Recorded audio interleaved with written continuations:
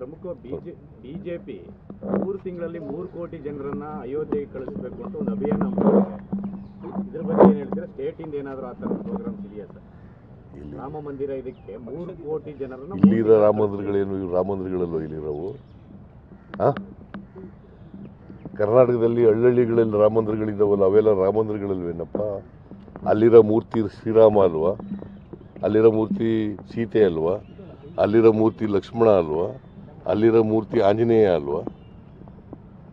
ಲಕ್ಷ್ಮಣ ಸೀತೆನೇ ಬಿಟ್ಬಿಟ್ಟಾರಲ್ಲ. ಬಿಜೆಪಿಯವರು ರಾಜಕೀಯ ಮಾಡ್ಲಿಕ್ಕೆ ಹೊರಟಿದ್ದಾರೆ. ನಾವು ವಿರೋಧ ಮಾಡೋದೇ ಅವ್ರ ರಾಜಕೀಯನ. ನಾವು ಗೌರವಿಸೋದು,